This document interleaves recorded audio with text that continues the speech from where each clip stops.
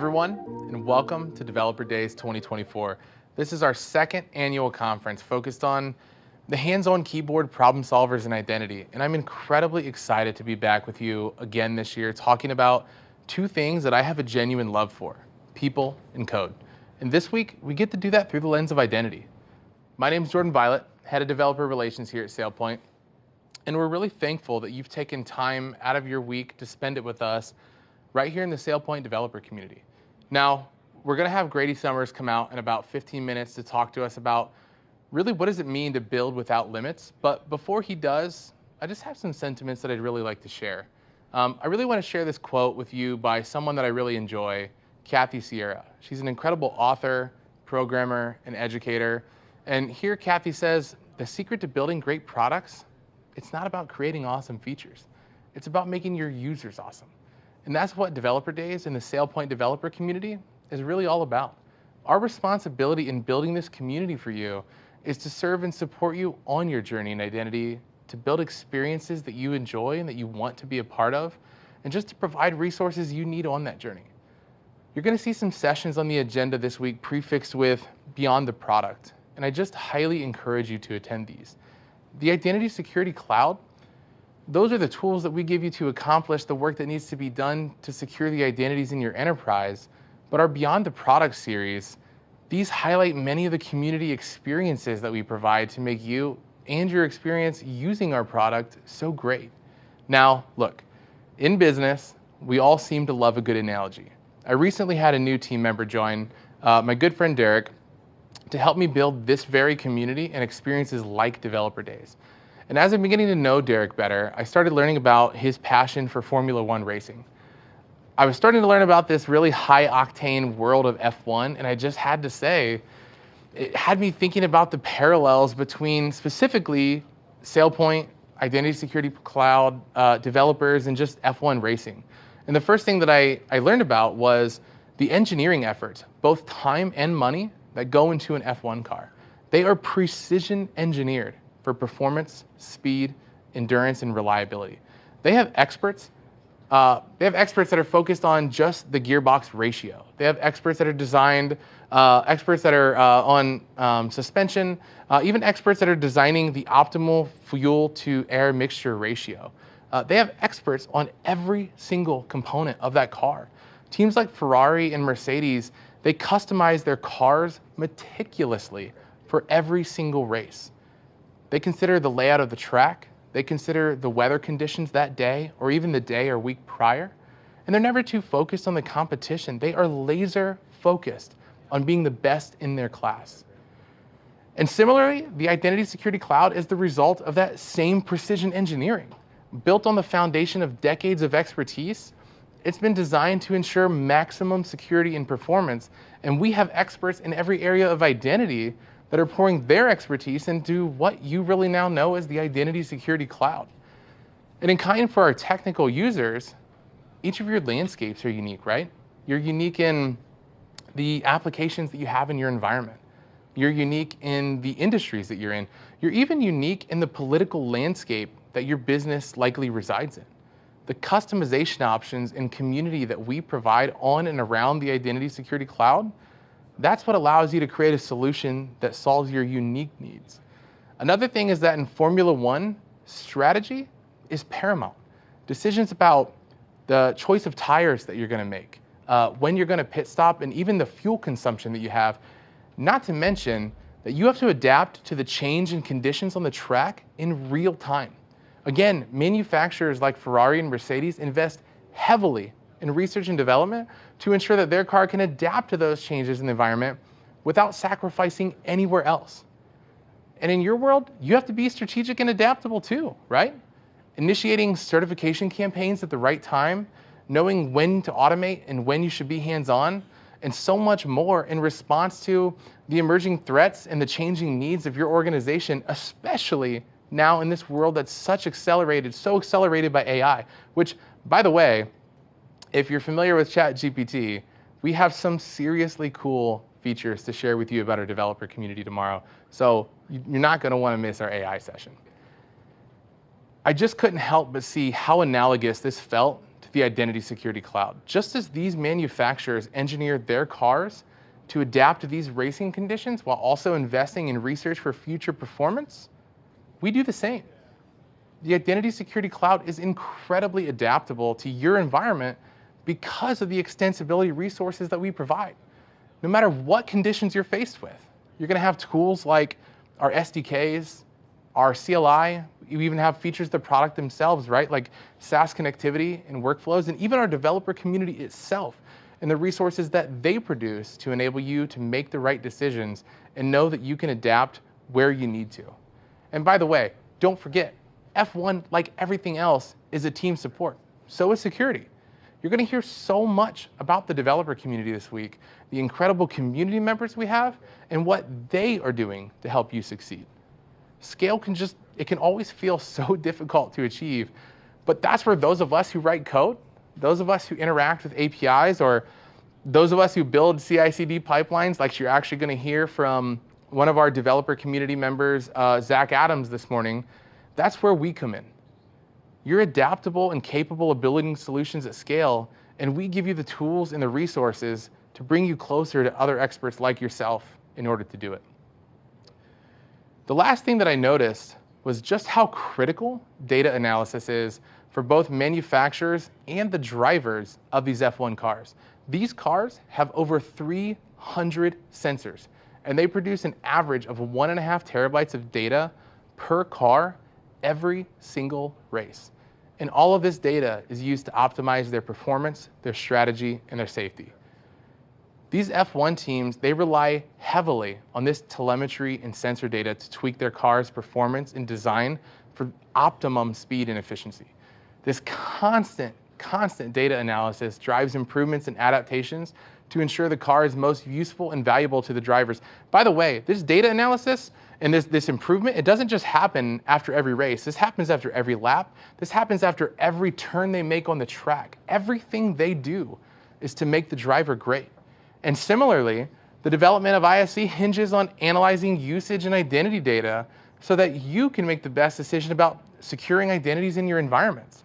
The drivers use their data to make immediate adjustments in their driving strategy and actually optimize their car's performance, like I said, on the fly based on the data that they're getting back in real time. Now, naturally, a lot of that sounds familiar to us in the technical world, right? We monitor everything that we can. We're no strangers to data and how to identify these patterns. And we make adjustments on the fly all the time, right? Based on the data that we have. This is ultimately what Developer Days, it's all about. We're here with the Identity Security Cloud, but you're here to see what it can do by other experts in the field. We've designed this platform to be versatile and to be capable of being customized and tuned to your environment, but there is nobody better suited to navigate that track than you. You are the driver. Now, we have a little over 60 sessions this week to deliver to you talking about problem solving and identity, starting with a keynote from our Executive Vice President of Product, Grady Summers. Grady should be out here in just a few minutes, so let me cover just a few things that I really think will benefit you this week. I want to give you a quick tour first around our virtual conference platform that we've built just for you to experience this week. And yes, we're developers, right? We actually built this virtual conference platform ourselves, and we built it with exactly you in mind. So because you'll be here with us this whole week, let me just show you around so you can get the most out of your time here. Obviously, just up above the video here, you're going to see that you can easily switch between stages depending on the sessions that you set out to hear from and learn more about this week. And below the video, you'll see that you can actually see the community profiles of the speakers that are on stage at this time. You can even click on their profile if you want to learn more about them, send them a direct message, or just check out the incredible content that they've actually produced in our community. And just to the right, you'll see that we actually have live chat. This chat, again, built right into our community platform, so you can tag others in the conversations if you want to notify them. You can even start a conversation specifically about a topic by just clicking that little arrow over a message when you hover over their message if you want to dive deeper into that subject. And if you click on the channel name at the top of chat, you'll actually see that we have multiple channels for you to consider if you want to have maybe a more technical conversation that may be all subject to what's currently on stage. Now, one thing that I want to mention here is that we're going to pop up a quick opportunity for you to give feedback after every session, just a little modal window right in the middle of the screen. Now, this is optional, but I highly encourage you to just quickly choose a rating, and additionally, you can write a few words and just click send. This really helps the presenter know what you thought about their presentation so they can see what you enjoyed and honestly, maybe just what you wished may have been different. And speaking of sessions, I want to make a note on session times. Now, while we do our best as presenters, sometimes sessions can end early or late. We've all been to a conference before. And as engineers here, we're very passionate and excited about the things that we build. And sometimes our excitement can cause us to talk a little fast, and sometimes it can cause us to go a little too long. So if the session ends much earlier than planned, we just want to make sure that all the future sessions still start at their designated time so that nobody misses maybe what they came to see. So if that happens, we're just going to put up a nice little message letting you know that, hey, the next session is going to start soon, and we'll give the next presenter a few extra minutes to prepare. This is a great time, though, to just pop into chat, maybe ask or answer some questions, and just see what everyone else is talking about as they're watching these sessions happen. And if a session goes a little over, we'll compensate for that, of course, as best we can using some of the break times that you saw on the agenda. And I want to talk about one other thing again this year, and that's the term developer. Ultimately, this is just a genericization of the hands-on keyboard problem solvers in identity. If you're creating workflows, if you're building connectors, if you're an administrator just looking for everyday application maintenance discussions, if you put your hands on a keyboard to build a real technical solution, or you're extending the SailPoint product in any way, then we consider you a developer and thus part of our developer community. It really is that simple. Now, some of you may be thinking out there, I haven't done that in a long time. And my answer to you, it's no different. If you're here this week looking to see how we can help you solve both the common and the complex problems in identity, then we're equally as happy that you're here. So regardless of where you land on the developer spectrum, today, I'm going to make you an honorary member of the developer community, and so, welcome. Now, to ensure that everyone has a great time, I'd also like to offer just some friendly suggestions for how everyone can get the most out of Developer Days. You're going to hear a lot from people over the duration of the conference, people, just like you and me, who are working very hard for the users that they serve. And as we listen and learn from them today, just be sure to keep their humanity in mind when you're having conversations and providing feedback about their sessions. Most notably, you're going to hear from fellow members of our community, one of which you're all a part of now too. And again, customers and partners, people just like you, who are going to be sharing their ideas and the solutions that they've built with you. And as much as they were eager to submit their ideas, they're also eager to hear what you think. And I just hope that you'll be kind with your feedback and constructive with your criticisms. And speaking of humanity, I just want to remind you of one last thing, and that's, like many communities in the world, the SailPoint developer community is incredibly global and diverse. And while the conference this week is in English, just remember that not everyone speaks English as a first language. So be patient, be kind, and just treat others the way that you would want to be treated. Now, it looks like we have Grady here, so Grady, why don't you come out and introduce yourself? All right, thank you so much, Jordan. Y'all, it really is awesome. Hey, Grady, hold up. Okay. All right, one last thing before you do this.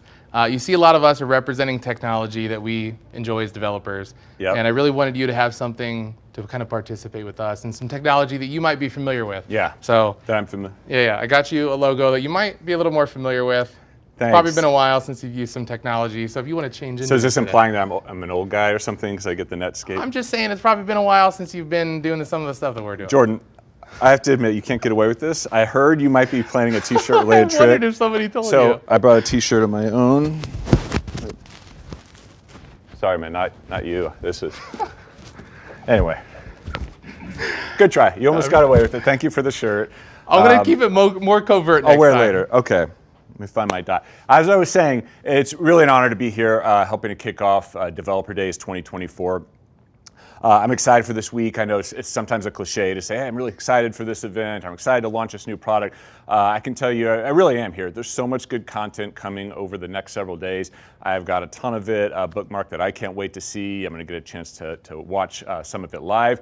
And I can tell you the energy is really high here. We're broadcasting live from SailPoint headquarters in Austin. We have an entire building full of partners and customers who are all excited to share with you what they've learned, as well as a lot of SailPoint experts. So what I'm going to do here over the next few minutes is just give my perspective on kind of why we're doing this, why we build as a community, the power of our developer community, and then some of the things that I think you can look forward to this week. And I just realized I don't have my clicker. Jordan, can you? Perfectly executed. Thanks. All right, now I can get going. So look, I'll start by saying innovation is everywhere. We talk a lot about co-innovating with our customers and our partners at SailPoint. And we really do this. We spend a lot of time researching, understanding what our customers are looking for. We're working on a feature now. We've interviewed over 60 customers and partners to understand what they want to get out of it and how they'll use that feature. We have a big feature now we're releasing later this year, Navigate. We're working directly with a customer, doing co-innovation to understand their requirements, to build it iteratively, to have them test it prior to go live, get involved in beta testing. So it's really exciting. Look, we've got an amazing team here in R&D. We have engineers, we have product managers that know this space so well. So we have a lot of ideas about what we want to build and how we want to innovate. But when we listen to the community, when we hear from our customers, from our partners, from our SailPoint experts in the field, our sales engineers, and our professional services folks, we get, I think, a really good lens on innovation. And so I love this concept of co-innovation. We're hoping a lot of that takes place this week as well, as we get a chance to hear what our community is working on. Look, I think the landscape is changing quite a bit. We see a lot of things now that are making a shift toward kind of centralized development in our R&D team to more development occurring in the community. One of these is, as I call it, increasing niche kind of edges of requirement. There are sort of fringe things that certain customers are looking for that they understand not everybody is going to have a need for. You've got specific bespoke business requirements, and you may need to build to address those. We have more data to do really interesting things with. You're going to hear a lot of sessions this week about how to get the most out of our data platform. It's something we've worked hard on over the last few years to make sure that you've got the right data, that the data is accessible for your business. And so we're going to show you how you can pull it out and do some really interesting things with it. Identity security and governance, we know, can't be admin time anymore. This is the way the industry has operated for a long time. But what we're hearing from all of you is that, look, you need to make changes midstream. As risk in the environment changes or attributes change, you need to immediately execute on changes. So this is where triggers and workflows come in. Everybody wants to move faster. So we're increasingly hearing from our customers and our partners who are saying, we need to move quicker. We need to justify this investment to the management team or to the cybersecurity team. And so we want to give you the tools to do that. And then development is more democratized than ever. And I know this kind of sounds like a cheesy cliche, maybe it is to some degree, but I can tell you, boy, when I started working on enterprise software, deploying enterprise software in the enterprise 20 plus years ago, you really needed to be a serious developer to dig in and start to customize things. It was on-premise code. You had to really understand the frameworks that the vendor was using, if you could customize it at all.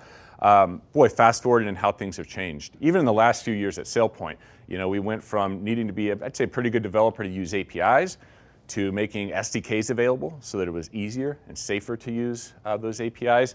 And now with our low-code, no-code workflows and our forms, we've really made it so that you don't have to be a programming expert to be able to extend the SailPoint platform. So we're excited about that. This SailPoint platform is a concept that'll come up a lot. We call it Atlas here. This is a concept of all of our extensibility, our APIs, our data backend, all working together that you can build off of and that you can extend to meet your business's needs. So why do we build? I think about myself, probably the first thing I built in like a real job, not tinkering with my own personal stuff, my website or whatever, but the first thing I actually built when I had a job was I was this entry-level employee. I worked in the purchasing department. I was given this huge text file of a bunch of like transactions, and I was told to kind of munge it into some statistics and some reporting for the head of the department. We didn't have like any advanced BI tools, at least not that I had access to. So I put something together. I think it was probably in VB script, which is sort of the tool of choice back then. And I remember working on this thing and doing a bunch of kind of analysis and manipulation of this text file. And I felt so good when it was done. Like, it was really simple now, and I'd probably look back on it and laugh at it. But the fact was, I took something that was going to be a lot of manual effort, a lot of touching a file, and I automated it. And I saved myself hours of work. It was cool when it finally ran without a problem. And like, there's that sense of satisfaction. But we build for a lot of different reasons. I think we build out of frustration. You know, sometimes we're working with a product that just doesn't give us exactly what we need. And I would love for every one of our SailPoint customers to be 100% satisfied all the time. But the fact is, look, we've got a roadmap. We have to prioritize. We can't always build exactly what every customer wants when they want it. And so there can be some frustration. And I hate that. But on the other hand, I think frustration is sort of, to paraphrase the old saying, it's like the mother of innovation, right? When you get frustrated by something, you know, you need to make a change. We want to make it so that we facilitate that, so that it's easy to make changes, even if they are born out of painful frustration. We also build for opportunity. You know, you might see a cool way, an opportunity, sort of the art of the possible, right? And you see what you can build, and you start to go for it. And you build to customize, similar to these other two, but you might have a very specific, bespoke business need that, you know, look, not everybody's going to need this. I'm going to just build this one thing that my business needs to fulfill my specific requirements. So I was thinking about these. And to me, there is an example in the broader world of tech that popped out for every one of these. And I'm going to hit on them quickly because maybe it'll get you thinking about why we build. The first example on frustration, I thought of Jan Koum. Jan Koum is a founder of WhatsApp with a partner. If you've heard anything about this story, it's a very cool origin story. Jan immigrated from Ukraine when he was a child into the Bay Area. He worked at Yahoo for a number of years. And he's given interviews where he talks about the sense of possibility he got when he got his first iPhone. But he was immediately frustrated because it was hard to keep in touch with his friends and family back home and scattered around the world. So his frustration was the complexity of communicating around the globe. So he and his partner got together, they built WhatsApp, and of course an amazing success story. You know, we take for granted now that you can talk with anyone, anywhere in the world, no extra cost, and with, you know, full video chat if you want to. Jan and his team, because of the frustration they felt, really helped break those barriers and make that possible today. When I think about opportunity, I think of Mark Pincus and Zynga. So Mark was, you know, he saw a really big opportunity. He had built a few companies in the past. He saw this convergence of social and mobile coming together with this brand new open Facebook platform. And he realized that, man, there's a huge opportunity here. If I can build something that kind of catches this, you know, the sales of those converging trends of social and mobile, I could really be onto something. So look, we all remember Farmville. You might have played some of Zynga's early poker games. They went viral. They took advantage of that network effect of social and built a multi-billion-dollar company out of it. So he built for opportunity. And then I think customization, the coolest example to me is Stuart Butterfield and the story of Slack. If you know anything about this story, you might remember that Slack actually started out as a company called TinySpec.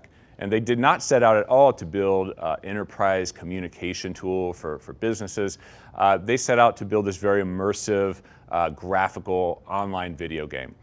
And you know, they had a great idea, they were executing pretty well, but for whatever reason it didn't stick. Maybe they were just ahead of their time with it, and so they were going to shut the company down. That was the end of TinySpec. But along the way, they had built, for their specific business needs, they saw a need to better communicate internally among their developers. So they built this in-house tool. It was this sort of chat tool. It was really fun to use. It was bright. And before they shut down TinySpec, they thought, well, what if we just pivoted instead into B2B enterprise communications with this thing that we built? So I think this story is neat because they didn't set out to say, let's go attack the enterprise communication market. They set out to say, let's build something for us that meets our need in our business, and it was an amazing success. Let's see. My PowerPoint is frozen. There we go. So look, why do we build? I touched on frustration, opportunity, customization, building for the unique needs of our business. But there's another reason. I think it's why a lot of us are tuned into the stream today and why so many are in the building here. It's that feeling that I felt when I first got that script to successfully execute and save me a lot of time. And that's the excitement, the fun of building, the satisfaction that comes with it. I think our developer community builds for a lot of the same ways, same reasons. We see frustration, we see opportunity, we see customization. I want to touch on a few of those. I love to hang out in the developer community. I love to see what's going on in there. I lurk a lot, and I see a lot of examples of each of these in there. So when I think of like building for frustration, I think this is a good example. Shivari is one of the stars in our developer community. If you've spent any time in there, you certainly know her. She had built this run optimized aggregations workflow. So it was a workflow you could run on optimized aggregations. She posted it out. It was in our collab out there, which is where we can share the cool things that our community has built. And then it was really cool to see just a couple weeks later, Josh jumps in and he says, hey, thank you so much for building this. I'm paraphrasing because I can't read the slide from here. But Josh says, look, we've been wanting something like this. This was a gap. It was delaying our go live. And I can't thank you enough for building it. And so it was really neat for me to see something born out of frustration, an inability to run an unoptimized aggregation workflow natively in the product. Shivari provided that template. Josh and his company were able to take it and use it. So really cool to see that innovation. This other one is neat, Identity Now Management Connector. This lets you do things like manage user levels and governance groups as entitlements in the Identity Security Cloud. You see Identity Now on the page. We call it the Identity Security Cloud now. So in essence, this, if you're not familiar with it, lets sort of a loopback connector. It lets you manage Identity Security Cloud with the Identity Security Cloud. It's something a lot of customers had asked for. It was a gap, and Fernando, who's one of our solutions consultants here at SailPoint, built this, published it out, and it's been a very popular module. So again, there was a frustration, there was a gap in what the product could do, and it was neat to see, in this case, our internal SailPoint team really rising to the challenge. When I think about building for opportunity, I'm going to pivot a little bit here. You know, this isn't like building for a multi-billion-dollar market, for example. This isn't building toward an IPO, but I think there's a really interesting opportunity for those in the community who want to build, and that's our ambassadors. You'll be hearing more about the ambassadors throughout the week. You know, this is something our developer relations team launched, about a year ago. We now have 45 ambassadors, 27 expert ambassadors, and there's a high bar for these, for both of these. Our ambassadors, boy, they've got to do things like create blog posts and answer questions that come up in the forums. They submit pull requests to our open source software that's out there, and they get a lot of exposure.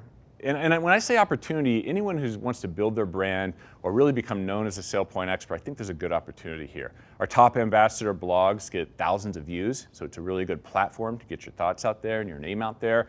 They submit hundreds of pull requests on GitHub, hundreds of issues open, so they're very engaged in that aspect of the community. And they have a lot of fun. It is a great community. It was neat this morning as we had so many of our ambassadors here in the building to see them meeting each other face to face for the first time. So it's a fun group to be a part of.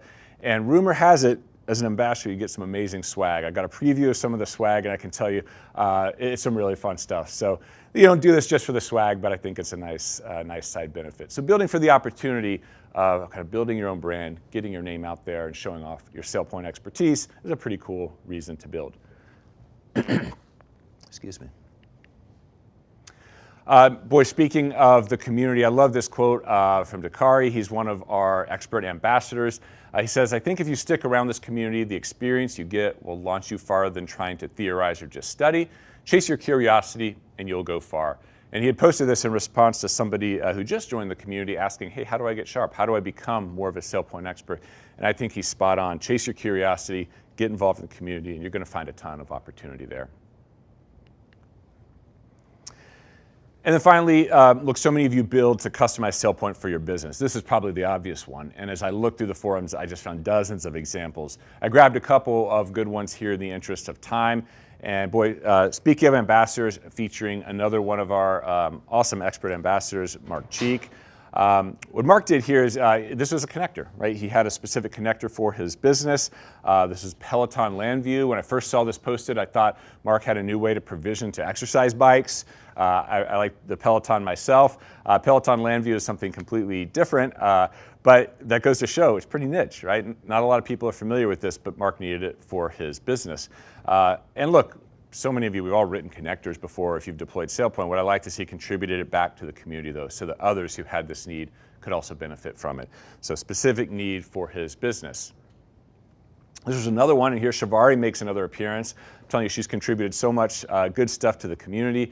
This is an emergency termination workflow. A lot of you are probably using this now. This was a common request that I'd gotten over the years to allow an emergency termination capability in the Identity Security Cloud. And that's not hard to do, but the thing is, all of you do it differently. Everybody has a different need here. Some want different levels of approval, some want sort of built-in time lag, some want to be able to recall the emergency termination later so that it's just temporary. I mean, there are as many permutations on this as there are SailPoint customers. So it's hard just to build a feature for it. But Workflows made this possible. So Shivari's workflow is something that you can take. And speaking of customizing, you can completely customize what she has put out there and build it to the specific needs of your business. So I know a lot of customers are already using this one.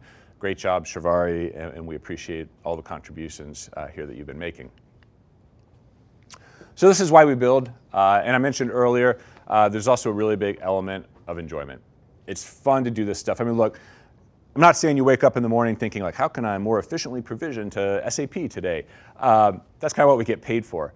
But there's also an element of fun in making it efficient and doing it in a really elegant way and taking a thing that you've built and sharing it out with the community so that others can benefit from it, can build upon it, can kind of feed off of it. I think it's a lot of fun. And look, it's not just me that thinks this. I, as I mentioned earlier, like to go out in the community and you get this overall sense of enthusiasm. These are just a bunch of things I clipped the other day, but you see people saying, man, this is really awesome. Thanks so much for contributing this. This is going to be so valuable for customers. This was a really fun project to work on here. There's this overall sense of enjoyment, of fun, of being part of a bigger community. And if you're not involved with it, I'd really encourage you to get involved. You could start out lurking like I do. Eventually you're going to see a question pop up. You're going to have a question yourself. Maybe there's something that you can answer. It's just a lot of fun. Definitely get out there if you haven't, developer.sailpoint.com, and jump into the forums to see more. Okay, so how can we help enable all of this? If you've been around for a while and you're familiar with our developer relations program, you're certainly familiar with these. But if you're new to it, I thought I'd just give you a little bit of a highlight of some of the resources that we provide. So we provide a lot of documentation. It was just this morning talking to somebody who recently joined SailPoint from a few other SaaS companies, and it was cool. He said, look, the documentation that we provide at SailPoint for developers is better than SaaS companies that are triple, quadruple our size. So we're very proud of making sure that stuff is kept up to date, that is current, that you get what you need out of our documentation. The SailPoint Collab, a lot of the examples I just showed, the things that have been posted for the community came out of Collab. So I'd encourage you to check out Collab. It's where our community can post the things that they've created, can get comments on them, and you can download them and try them yourself. Of course, our SDKs, just trying to make it easier and easier to use. We've got some great news coming about SDKs. Trying to just support more and more, and we're listening to our community here. What kind of SDKs do you need from us? A lot of expert help. The developer relations team, our professional services folks, our sales engineers and solutions architects are all hanging out in the forums to answer questions that you might have. It's a resource I'd encourage you to take advantage of. Our ambassador program that I already touched on is a great way to show your expertise and to get even deeper involved in the community. And that community in general, I've touched on it here numerous times. Definitely check it out. I want to share some of the other cool resources we have, but Jordan didn't let me. I got censored in this presentation, and I don't want to steal their thunder. So I'll just say a few things I had to take off of here, but you're going to be real excited to hear some of these announcements over the next several days. So this week, what can you look forward to? All right, well, as I just touched on, we have release of new tools. So some really cool tools coming. I'm so excited about one of them. I've been using it in preview here for several weeks. It's something even I can use at this point. I get a lot of value out of it, so I know you're going to be excited about it as well. So stay tuned. Don't miss those new announcements that we have coming. You're going to see an introduction of new community experiences to continue to make that experience even better. A lot of shared code. I think this is neat. Everybody that you see on the stage, we have 3 stages, dozens of presentations coming, whether it's a partner, a customer, or a SailPoint expert here from SailPoint, they're going to share their code. So all that code will be available. You get tons of expert insights, and as I touched on, you're going to see our best customers and partners sharing. This is one thing I love. We had an amazing developer days last year. It was a lot of fun, but most all of the content, with a few exceptions, was from our internal SailPoint team. We flipped that around this year, and it's just incredible how much we're going to hear this week from our customers and our partners. I'm super excited about that.